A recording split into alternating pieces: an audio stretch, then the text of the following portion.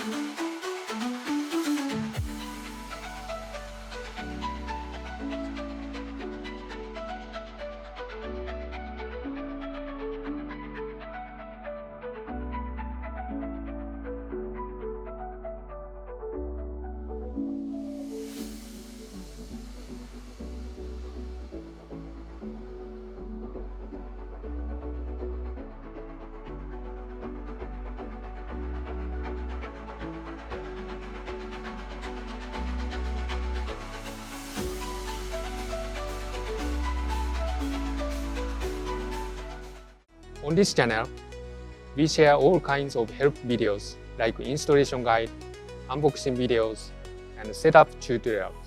If you find this helpful, don't forget to subscribe.